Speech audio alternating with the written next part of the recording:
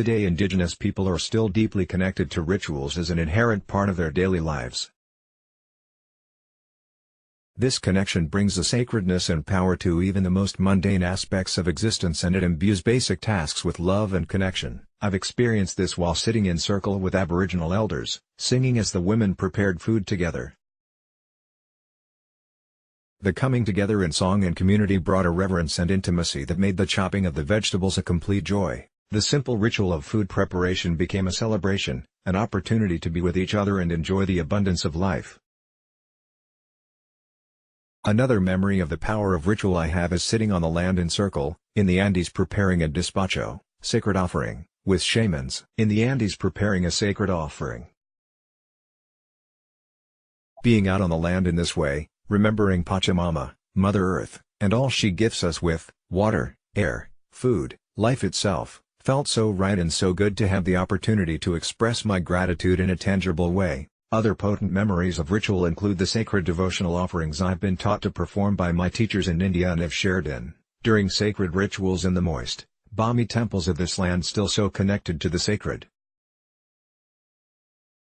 I love the Bhakti of Puja, where we offer symbolic items honoring the divine, or the rituals of purification, dance and chant, that are outwardly different, but inwardly the same, across the planet.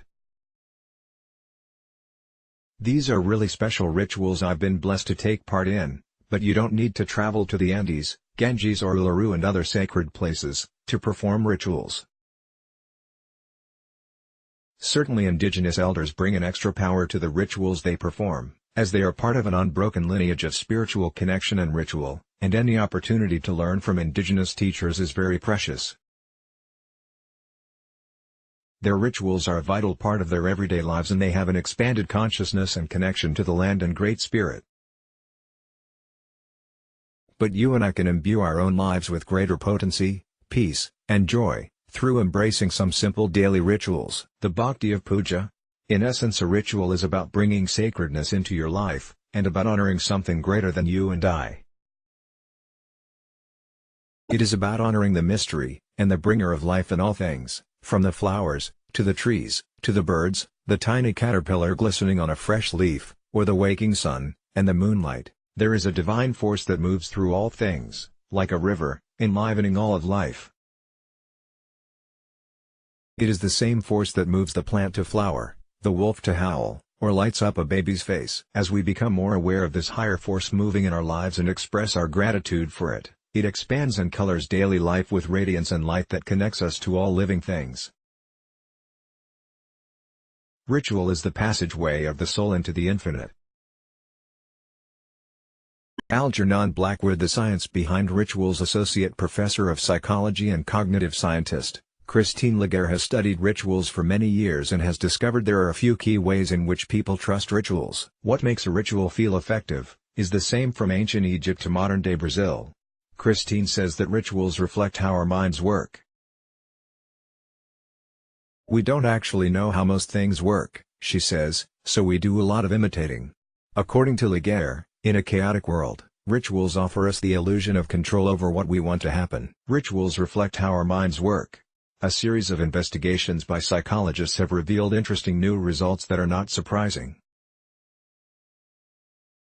Their research demonstrates that rituals can have a causal impact on people's thoughts, feelings, and behaviors. Other experiments by psychologists, into grief and ritual, showed that people who engaged in a ritual after the death of a loved one or loss of a close relationship felt less grief about the loss.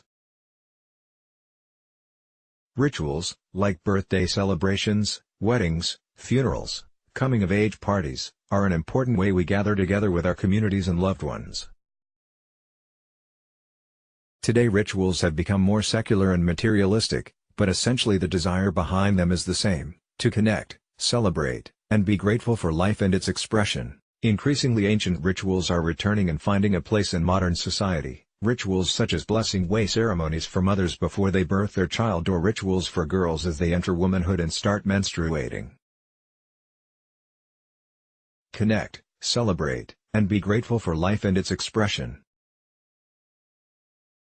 Today there are camps or outdoor activities for men and boys, women's healing circles, full moon circles, earth healing circles, and so many more beautiful ritual gatherings that are evolving as we acknowledge our primal need and desire to be together in sacred ways that are healing and transformational for us. Yoga, at its roots, a deeply sacred practice, and preparation for higher connection and communion with the divine, may start off as a form of exercise for many, but quite soon becomes something sacred that nourishes the spirit as well as the physical. Women's Healing Circle. Ritual is a terribly important, binding cement in a society.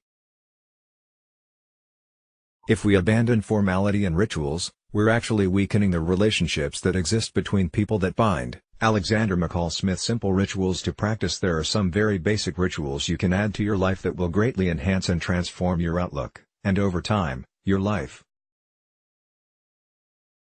Yogic wisdom says that thoughts lead to actions, your actions become habits and your habits determine your character, and ultimately your character determines your destiny. As the late Wayne Dyer said, "You do not attract what you want, you attract what you are." Rituals put us in contact with the forces moving the universe, that energy that is within all life. We are said to have about 25,000 mornings as an adult. How will you start your day? Will you start with sacredness, with a ritual that sets your day as an amazing opportunity to be alive and connect with other people and animals, an opportunity to express your creativity, and enjoy this beautiful planet, or will you drag yourself out of bed going, "Oh God, another day of work"? Starting your day with a simple 5-minute ritual can change the way you experience life over time. How will you start your day?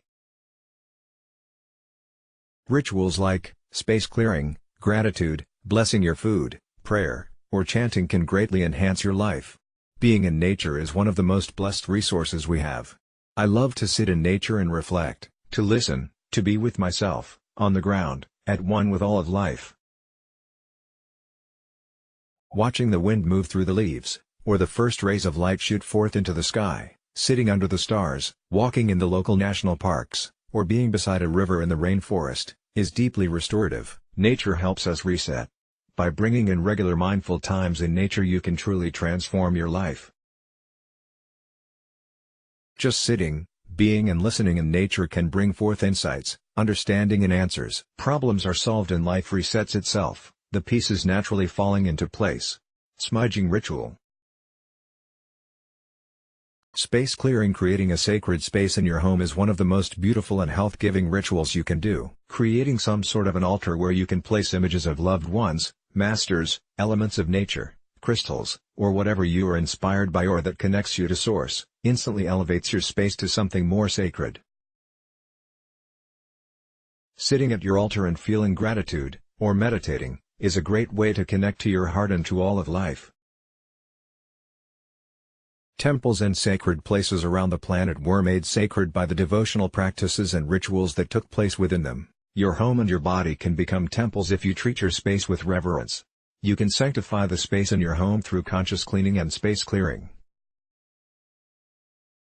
Regular smudging or use of sound, sacred music and chants, and burning incense can keep your home a sacred space that will nourish and support you. You can sanctify the space in your home through conscious cleaning and space clearing. Self-healing rituals. Rituals are habits that support you during challenging times. A regular ritual, such as a meditation or yoga practice, brings the inner resilience and pathways of neural calm so that you are resourced when you are faced with potential derailment from life's road trains. We do spiritual ceremonies as human beings in order to create a safe resting place for our most complicated feelings of joy or trauma, so that we don't have to haul those feelings around with us forever, weighing us down. We all need such places of ritual safekeeping. Elizabeth Gilbert. Rituals bring relief when everything is falling to pieces. Having a daily sacred practice of some sort holds you together when things fall apart, because relationships do break up, jobs end, friendships have bumpy bits, people die, illness hits, and the unexpected happens. And it's at these times that we need an inner resilience, something that can help us navigate the foggy territory of human suffering. While yes, sometimes we need to fall apart, it is helpful to have something to fall into, a cushion that will break your fall and support you to eventually get back up again. Having a regular such as a meditation. Some of the best rituals that will help you develop this inner strength, peace, focus, calm and somatic, grounded serenity, are yoga, yoga nidra, meditation, nature-based shamanic meditation, and self-inquiry. I start each day with a little ritual of placing my hands on my heart and giving thanks for life, and the opportunity to be alive and to enjoy all the beauty of this world. I send prayers for all beings, very much along the lines of the Buddhist prayer. May all beings be free, may all beings be happy, may all beings be free from suffering, and I send out healing energy to the world. This is my way of giving back. And it connects me to all of life everywhere.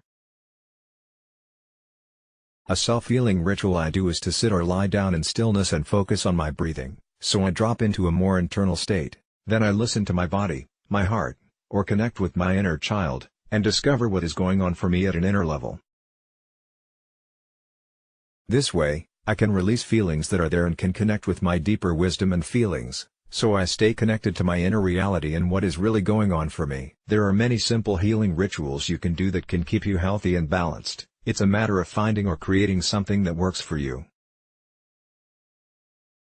Chanting mantra. Chanting. There are many sacred chants in ancient Seat languages, or light languages of power, such as Sanskrit, which carry more potency as they are closer to the source.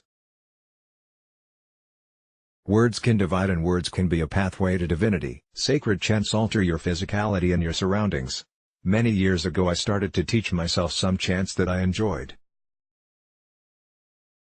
I would chant while I was cooking, cleaning and driving, and over time I started to learn different chants.